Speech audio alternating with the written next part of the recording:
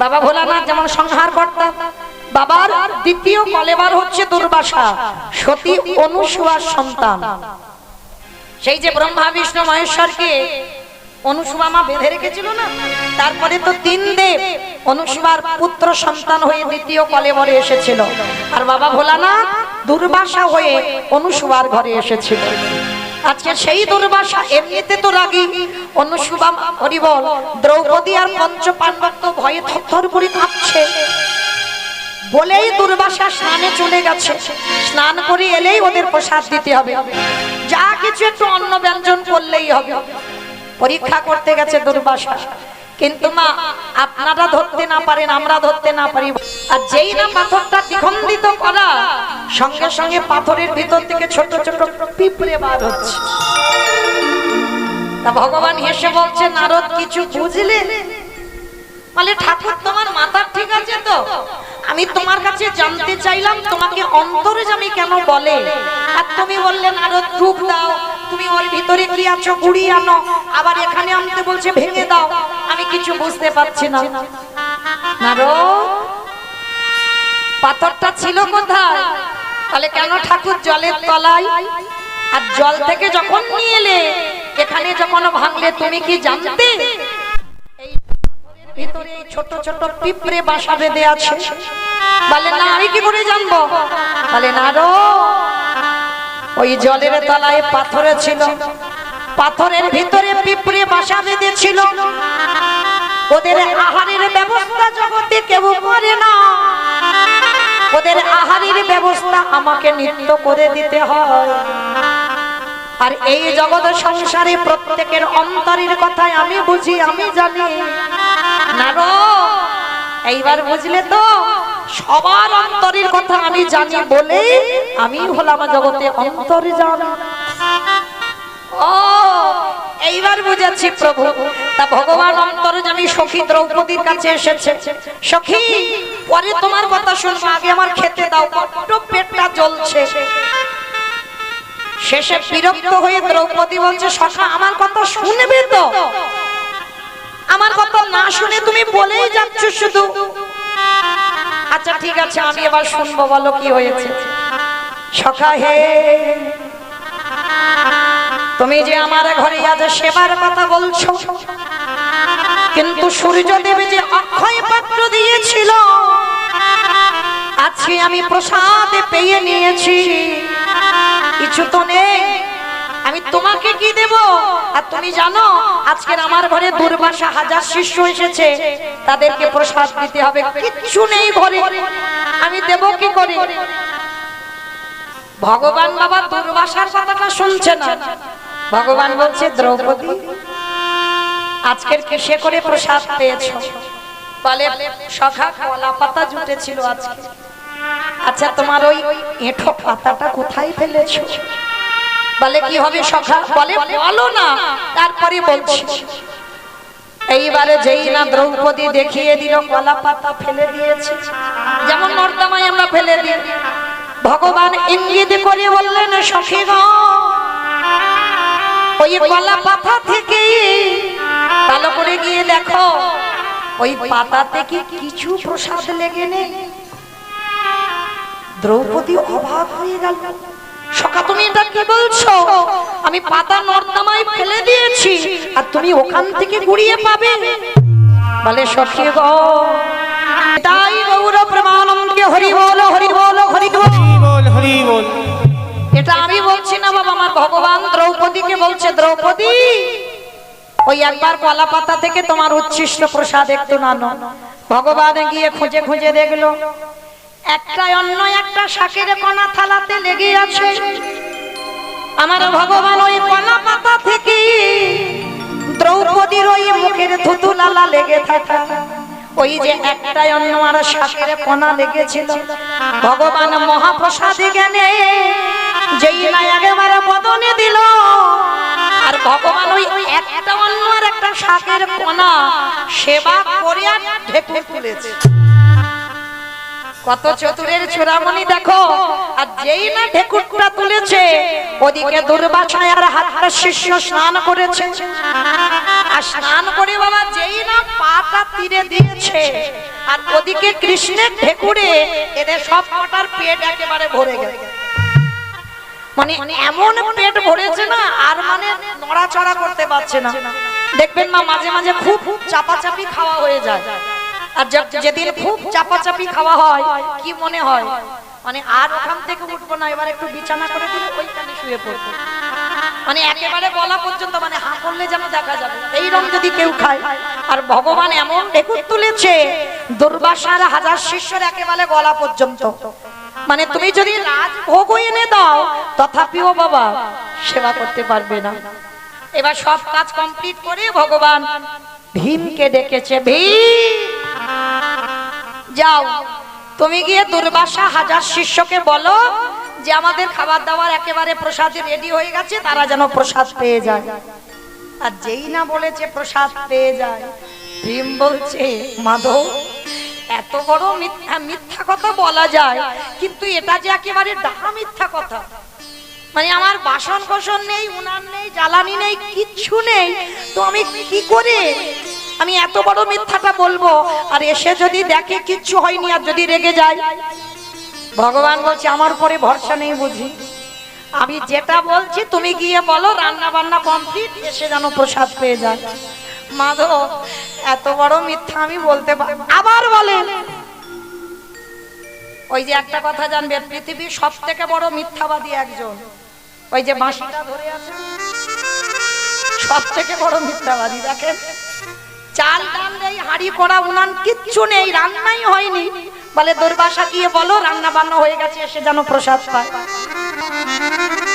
ওই বক্ষ যুগল ভাষায়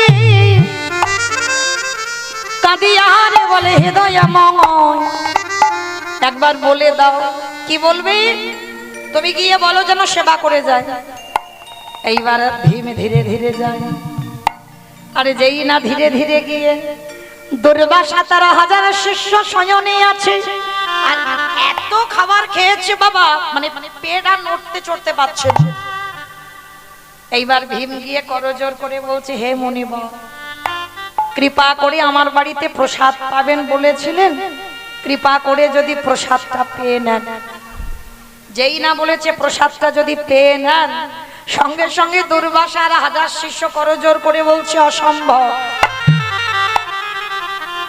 আমি বলেছিলাম ঠিক কথা, কিন্তু আজকের আর প্রসাদ পেতে পাবো না। কেন পারবে না? বলে বুঝতে পারলাম না, স্নান করে উঠে আমাদের কি হলো কজনের, মানে এত হঠাৎ করে যেন পেট ভরে গেল, আর কোথাও আমরা যেতেও পারবো না, এখান থেকে আর খেতেও পারবো না, তুমি ভীম ক্ষমা করে দাও। আর যেই না দুর্বাসা বলা, ভীম তো শোনা মাত্র চমকে, ভীমি মনে মনে ভাবলেন মাধব আজ আমার চৈতন্য হয়ে গেল, এই জগতে ভক্ত কোন ঘোর বিপদে পড়ে যদি সব কিছু বাদ দিয়ে যদি গোবিন্দ চরণ আশ্রয় করে বসে থাকে, ভগবান বলছে সকল বিপদে যদিও পড়ে যায়, সকল বিপদ থেকে আমি তাকে মুক্ত করে দেব। এইবার ভীম গিয়ে ভগবানের কাছে মাথাটা নিচু করে দাঁড়িয়েছে। ভগবান মুচকি মুচকি হেসে বলছে কি ব্যাপার ভীম, এলো না? বলে প্রভু কি গন্ডগোল হলো বুঝতে পারিনি, যেই না বললাম প্রসাদী রেডি আপনারা চলে আসেন, বলল তাদের নাকি খিদেই নেই। ভগবান হেসে বলছে ভীম জিজ্ঞেস করুনি কি করে হলো? বলে না তারা বলছে তো নিজেরাই জানে না, কিন্তু সখী দ্রৌপদী আড়াল থেকে মাধবের দিকে তাকায় আছে। হে সখা হে, এই জগতে সংসারে আছি, ভক্তির মান বাড়াবার লাগি, তুমি শুধু এ জন্মে নয়, তুমি জন্ম জন্ম তুমি ভক্তের হয়ে যাও, ওই তাই তুমি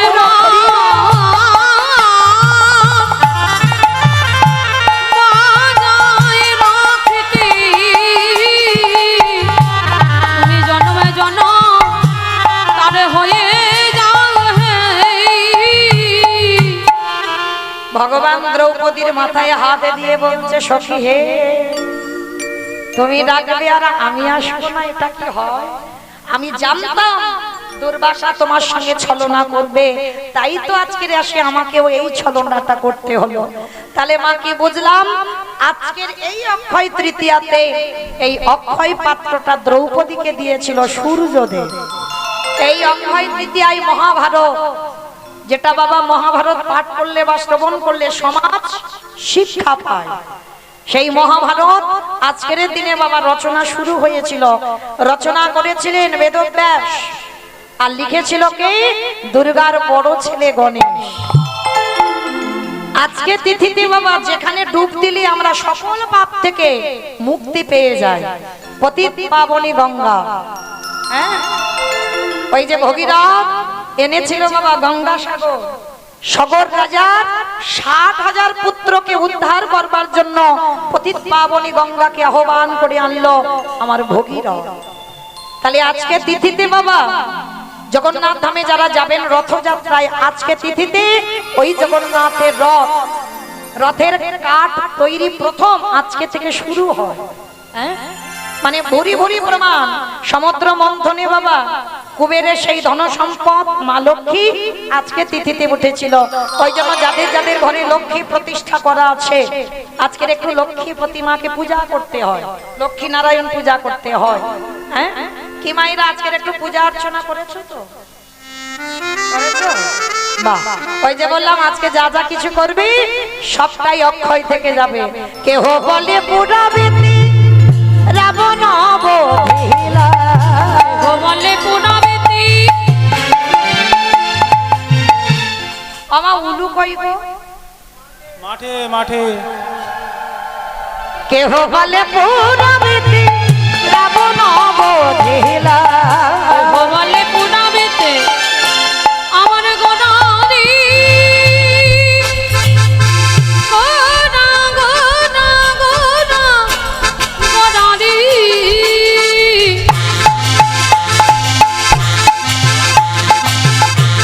গোনা গোনা গোনা গোনারি গোনা গোনারি।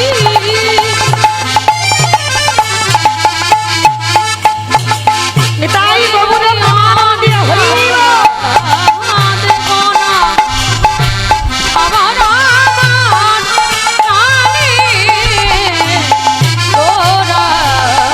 কেহ বলে পুরামিতি রাবণ বধিলা, ও গোলকের বৈভব লীলা প্রকাশ করিলা, ওই গোলকের বৈভব লীলা প্রকাশ করিলা, ওই গোলকের বৈভব লীলা প্রকাশ করিলা। শ্রীরাধারে ভাবে এলে গোড়ায় অবতার, শ্রীরাধারে ভাবে এলে গোড়ায় অবতার, আরে শ্রীরাধা আমি গোড়ায় অবতার, শ্রীরাধারে ভাবে এলে গোড়ায় অবতার।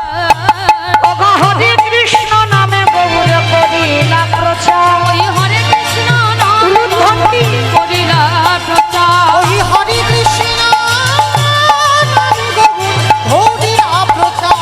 এইবারে লীলা প্রকাশ হলো, এইবারে লীলা প্রকাশ হলো, এইবারে লীলা প্রকাশ হলো, এইবারে লীলা প্রকাশ হলো, গোলকের বৈভব লীলা প্রকাশ করিলা, ওই গোলকের বৈভব লীলা প্রকাশ করিলা, ওই গোলকের বৈভব লীলা প্রকাশ করিলা। বাসুদেব ঘোষ কহে করি জোড়হা, করি জোড়হা ওগো যে গো সেই কৃষ্ণ সেই তো জগন্নাথ, সেই তো জগন্নাথ।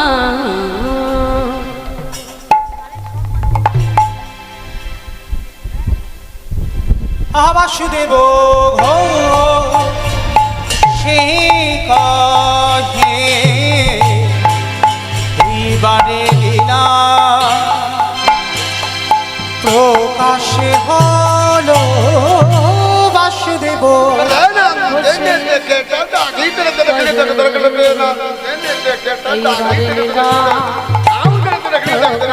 লীলা বাসুদেব ঘোষে কহে এইবারে লীলা প্রকাশ হলো।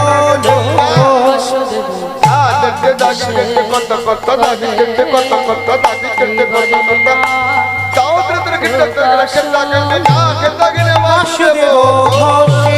কহে এইবার লীলা প্রকাশ হলো। বাসুদেব ঘোষে বলে বাসুদেব ঘোষে কহে এইবার লীলা প্রকাশ লরে ওগো বাসুদেব ঘোষে কহে। জানি তাই চলুন এবার আমরা সবাই যাব মধুময় শ্রীধাম বৃন্দাবন ধাম। আজকের মধুময় শ্রীধাম বৃন্দাবন ধামে যে যাব, এতক্ষণ নবদ্বীপে যখন ছিলাম একবার প্রেম সে বলেন তো, গৌর সুন্দর কি নবদ্বীপে ধাম কি ধ্বনিটা হলো কি? এটাও জয়, এটা জয় নয়। তাহলে মায়েরা একটু প্রেম সে জয় দিতে হবে। এত জোরে জয় দাও, কত দূর যাবে? সোনারপুর স্টেশন। সোনারপুর স্টেশন যাবে? আমার কীর্তন শুনে শুনে সব মুখস্থ হয়ে গেছে, তাই না? সব জায়গা দেখে। তবে এখন বলে দিলাম, সামনের বছর আর সোনারপুর এলাকায় আসছি না, এই বছরটা স্টপ করে দেব।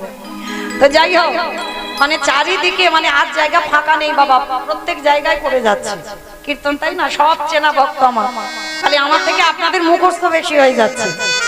কই দেখি যাদের যাদের হাত আছে একবার তোলেন তো দেখি একবার সবাই। বাহ, এদিকে আমার দাদা ভাই মায়েরা যারা আছেন সবাই, এই যে হাত কই তোলো সবাই। ওই দেখো এইদিকে বলছি, ওইদিকে ধসে পড়ে যাচ্ছে। চলো দেখি সবাই একসঙ্গে। ওই যে বললাম আজকে যা যা করবে সব অক্ষয়, তার মানে ভেবো না যে হাত দুটো এইরকমই হয়ে থাকবে, নেমে যাবে। চলো দেখি সবাই একসঙ্গে বলবো, গৌর সুন্দর কি নবদ্বীপে ধাম কি সচির নন্দন কি বিষ্ণু প্রিয়া কি নিতাই চাঁদ কি ভক্তবৃন্দ কি হরিবাসর ধাম কি সাধু গুরু বৈষ্ণব কি আপন আপন গুরু চরণ কি নিতাই গৌর প্রেমানন্দে। বেশ, এইবার চলো একটা ভজন গাইতে গাইতে যাওয়া হোক, হবে তো? তবে আমি আর আমার সম্প্রদায় নয়, সবাই একটু উলুধ্বনি তোলো। मेरी विनती यही है राधा रानी,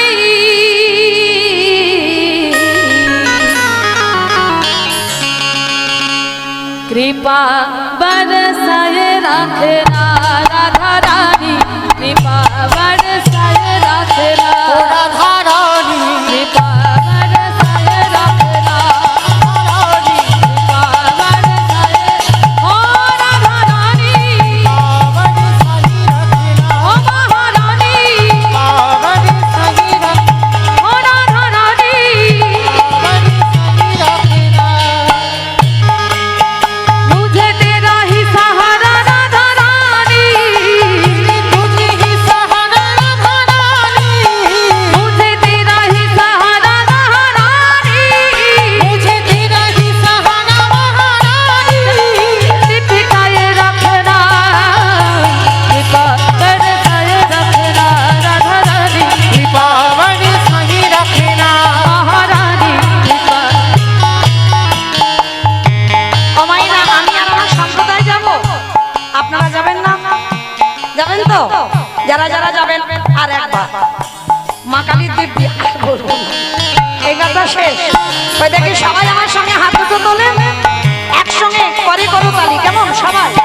राधे राधे राधे राधे राधे राधे राधे हो राधे, राधे राधे राधे राधे राधे राधे राधे राधे, ओ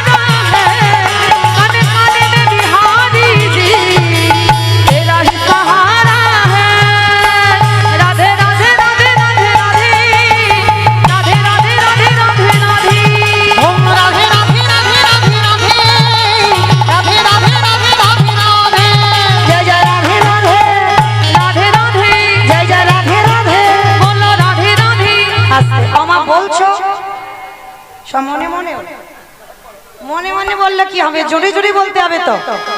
তাহলে দেখি হাত সবাই একসঙ্গে, আমি বলবো আপনারা দোয়ারি করবেন, কেমন? জয় জয় রাধে রাধে রাধে রাধে রাধে রাধে राधे राधे वृंदावन में गोवर्धन में निधुवन में तालवन में कमलवन में ऊंचा गांव में बरसाना में राधा कुंड में श्याम कुंड में हरिद्वार में प्रेम से बोलो भक्त से बोलो जोर से बोलो बांके बिहारी हो बोलो राधे राधे राधे राधे राधे राधे राधे राधे राधे राधे बोलो निताई गौर हरि बोल हरि बोल हो बोलो राधे राधे राधे राधे राधे राधे राधे राधे राधे राधे राधे राधे राधे राधे राधे राधे प्रेम से बोलो राधा रानी की दूर জয়টা হয়নি, এত ভক্তের এইটুকু নাকি আওয়াজ। এটা কি বসবো করতো না কি বলে বসবো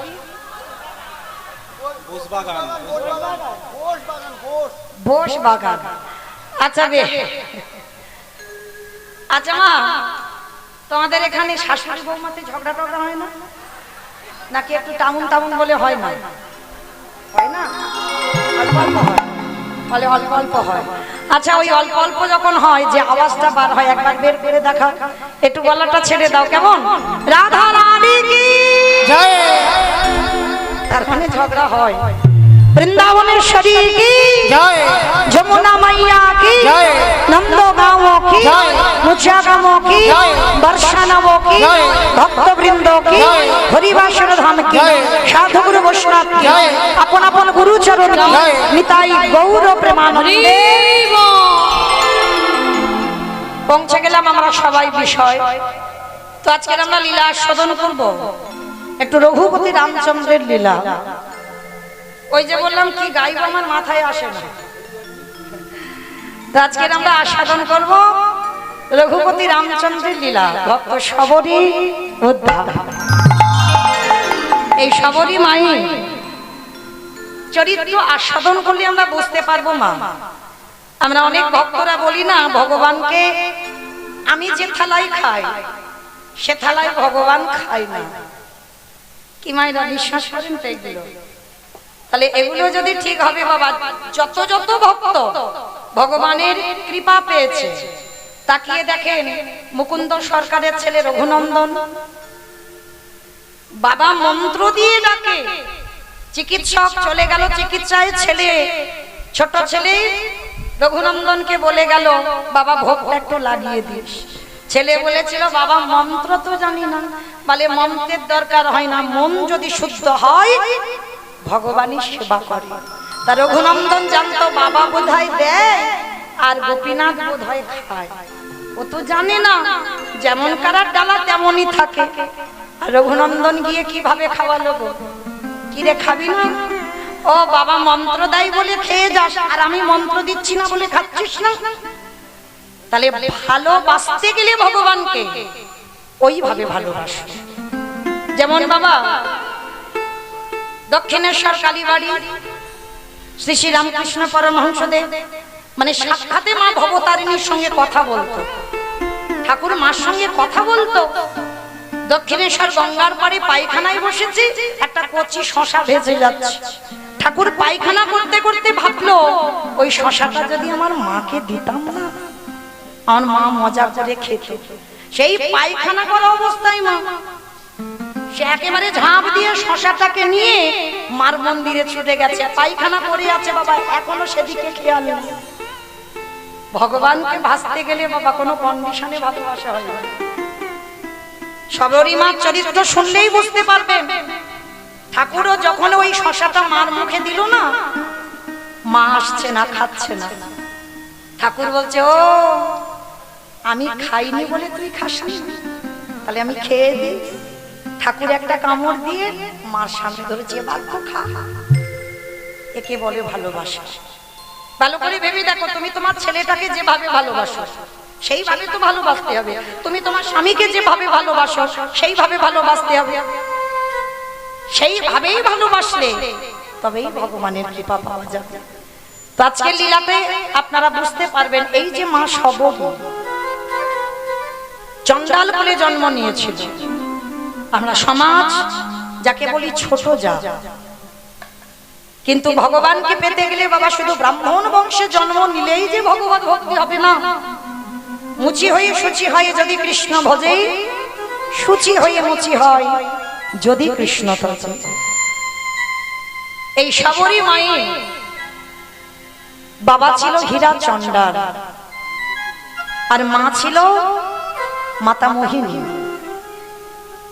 কিন্তু এই ভক্তদের বাবা জগতে যত যত ভক্তের চরিত্র শুনেছেন, সমস্ত ভক্তদের জন্মটা আর তাদের জীবনটা শুনলে অবাক হয়ে যাবে। আর তাদের জীবনী শ্রবণ করে মনে মনে ভাববেন কতটুকু জীবনে কষ্ট পেয়েছে যে আমরা কৃষ্ণ পাবো, কতটুকু জীবনে আমরা চোখের জল ভগবানের চরণে দিয়েছি আমরা কৃষ্ণ পাবো। কিন্তু ভগবানের কৃপা থাকলে সব সম্ভব হয়। এই দ্রৌপদীর হাতে যখন অক্ষয় পাত্রটা দিয়েছিল, আর বাবা একদিন দুর্বাসা এসেছিল পরীক্ষা করবে বলে দ্রৌপদীকে। কিরকম পরীক্ষা? বলে দেখো কোনোদিন তো সেবা দিতে পারবে না, এরা জঙ্গলে বাস আর ওই জঙ্গলে যা কিছু পায় তাই তো খায়, আর দুর্বাসার হাজার শিষ্য এদের খেতে দিবে কি করে? চিন্তায় পড়ে গেল। আর দুর্বাসা গিয়ে দ্রৌপদীকে আদেশ দিল, দ্রৌপদী আমার এই হাজার শিষ্য আজকে আমি এসেছি তোর বাড়িতে প্রসাদ পাবো। আর ইতিমধ্যে বাবা সেদিন যে অত বারবেলায় যে আসবে দ্রৌপদী তো বুঝতে পারেনি। 5 জন স্বামীকে সেবা দিয়ে দ্রৌপদীর প্রসাদ পাওয়া হয়ে গেছে। হাই ভগবান, এইবার যেই না প্রসাদ পাওয়া হয়ে গেছে দুর্বাসা এসে প্রসাদ চাইছে। কিন্তু বাবা 1000 লোকের যদি রান্না করতে হয় কত বড় হাঁড়ি কড়া লাগবে? আর জঙ্গলে দ্রৌপদী ওরা পাবে কোথায়? অত বড় হাঁড়ি কড়া, কত থালা বাসন পাবে কোথায়? কিছুই তো নেই, কত জ্বালানি নেই, কত বড় উনান নেই। আর এর দুর্বাসা হচ্ছে সবথেকে বড় রাগী মন, সবথেকে বড় রাগ। মানে ইনি তো যেমন তুমি নয়, বাবা ভোলানাথের দ্বিতীয় কলেবর। তুমি বোধহয় জানো না ও যে হলো বড় ভালোবাসি বলি ও যে হলো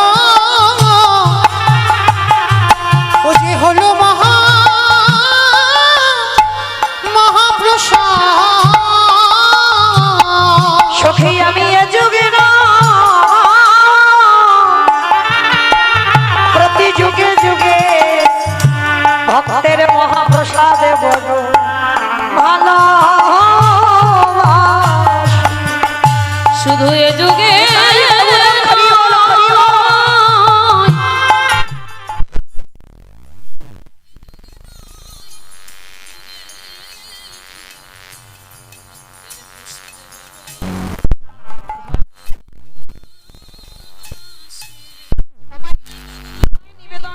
সেটা হয় প্রসাদ। আর ওটা যখন ভক্ত উচ্ছিষ্ট করে দেয় সেটা হয় মহা মহা মহাপ্রসাদ। এই জগৎ সংসারের মাঝে ভগবান বললেন আমারে ভালোবাসতে হবে না। এই জগতে যদি কোনো একজন ভক্ত সৌভাগ্যক্রমে একজন শুদ্ধ ভক্ত পেয়ে যায়, যদি কোনোদিন সেই ভক্তের উচ্ছিষ্ট প্রসাদে পেয়ে যায় তারে নরজন ধন্য হবে গো। তাই গৌর হরিব ভক্ত প্রসাদ পেয়ে যায় গো, আর নরজন ধন্য হবে। যারা যারা ভক্ত হয়ে এসেছে একবার লক্ষ্য করবেন